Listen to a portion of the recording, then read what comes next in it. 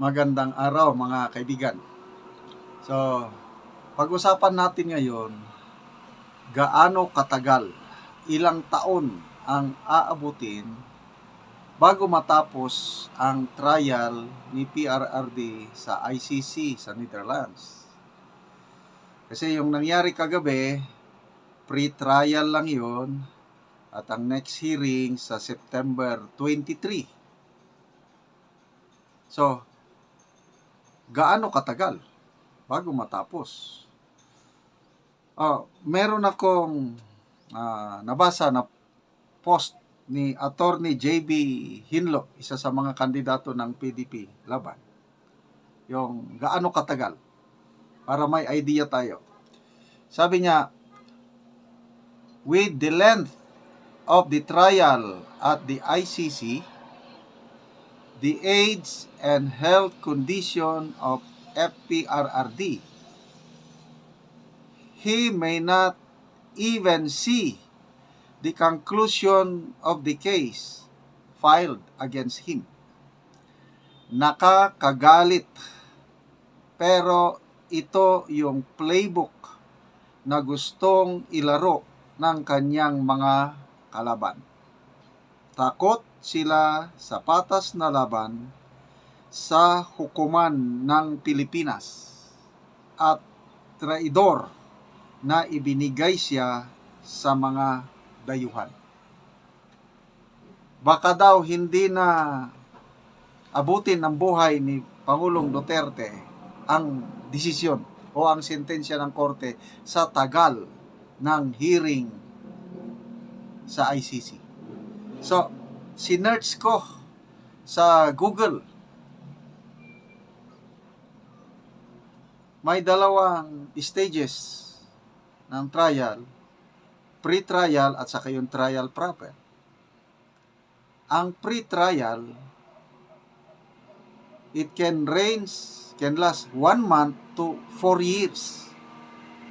At ang trial proper, from 6 years pataas. At ang ICC, as of now, mayroon palang isang sentence na ibinaba. The only sentence sa isang tao na naakusahan at inabot ito ng 10 years. So, grabe, ano? 80 years old na si Tatay Digong ngayong, correct me if I'm wrong, May 28 ba? March 28. So, ilang taon na lang ba ang nalalabi sa kanyang buhay? Grabe. Okay lang sana kung dito sa Pilipinas siya na-detain, dito lang siya i-trial, okay lang dahil maraming ang mahirap yung doon sa malayo eh. Grabe. At yan na nga. Sabi ni Attorney Hinlo is yan ang gusto ng kalaban niya. Inaalis siya. But tingnan natin mamaya kung ano ang epekto nitong ginawa nila kay FPRRD ngayong eleksyon 2025 and 2028. Okay, si BP Sara nandun na, in-interview siya ng mga kababayan nating media doon. Pakinggan natin siya. Okay, questions now? Gano'n pa matagal yung visit niyo kay President Duterte? The visit lasted for an hour, so it was from 4 p.m. to 5 p.m. VP, what was his reaction or ano po yung kinuwento niya tungkol dun sa nangyari initial appeal? Okay, so nagkita na sila.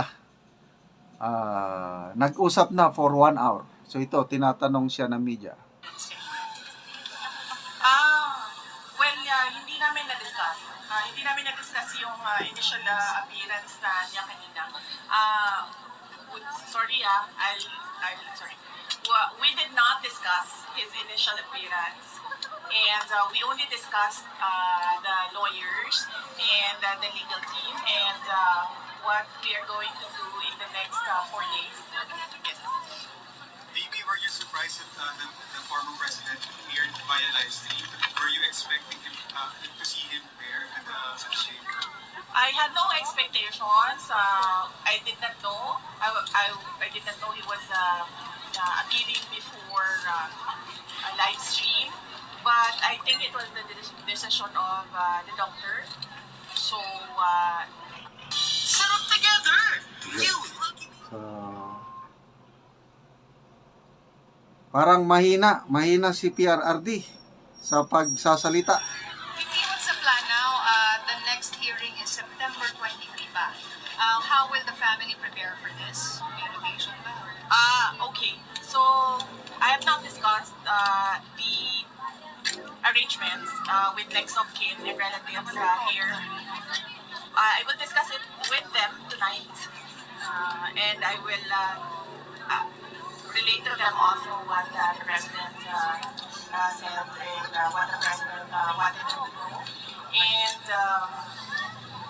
so yes, we haven't made arrangements yet, but I will not leave until a relative comes to make sure that there is a next of kin living here. Yes. VP, tungkol po sa usapan nyo ni dating Pangulo, may hiniling po ba siya sa inyo? Ulitin mo. Sa usapan nyo ni PRRD, may hiniling po ba siya sa inyo? English.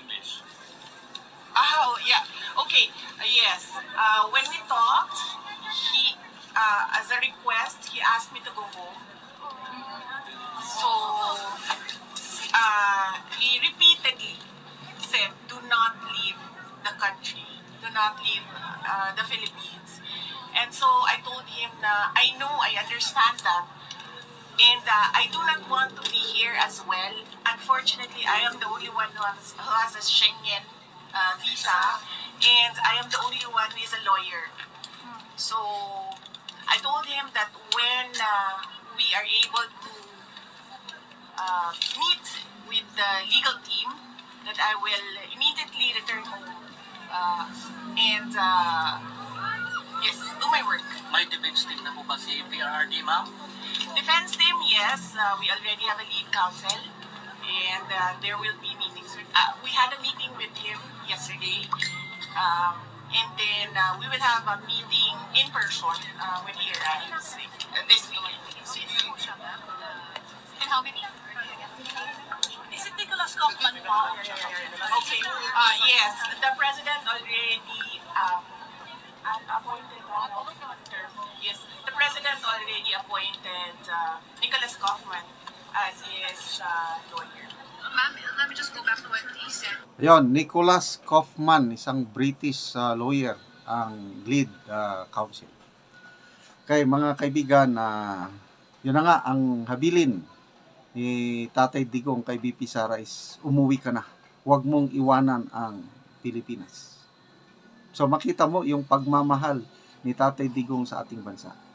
Na pabayaan niyo ako dito, kaya ko itong kaso ko, something like that. Go back to the Philippines. Grabe. Kaya mga kaibigan, salamat sa inyong pagtangkilik sa channel na ito. Nakakatulong kayo sa tribong Talaandig.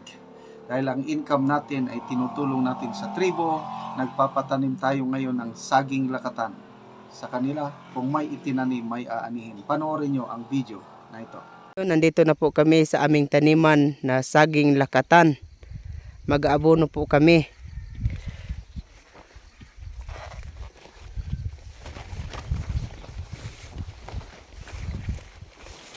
Yan na po ang aming taniman. O, malaki na ito nung una naming tinanim. So, mayroon itong pangkalawa naming tanim na saging lakatan. At pangkatatlo. Yan po ang una.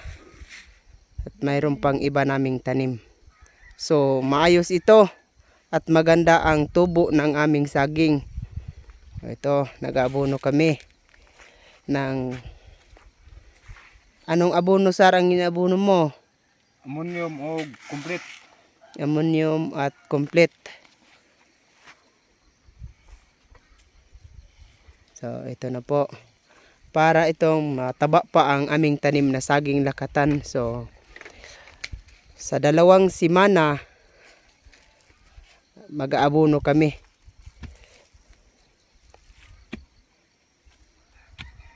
Sa isang buwan, kadalawa kami po mag-aabono para ito mas madali pang makabunga ng aming mga saging.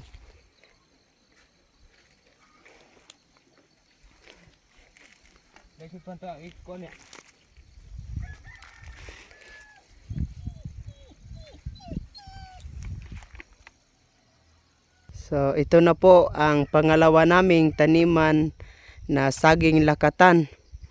100 ito. So ito nag-aabono kami. 100 lahat na tinanim namin yung pangkalawa. Nung una 40 ito na tanim namin. So 140. So mayroon pa itong iba na pangkatatlo na tanim namin na saging lakatan. So ito makikita ito sa video ang aming taniman. Ito malinis para ito mas maganda pa ang tubo ng aming saging. Mas madali ito magmunga. So sa isang buwan kadalawa kami po mag-aabono.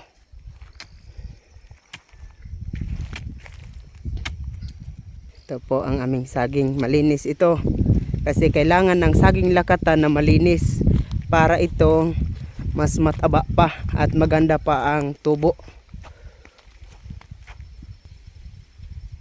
So yun na po ang pangkatatlo naming taniman na saging lakatan. So ito malinis at nag-aabono po ang kanyang asawa. So ito po 100 ito lahat ng pangkatatlo naming taniman. So kuan ito mataba. 240 lahat na tanim namin na saging lakatan. So magandang araw po sa nanonood ng video.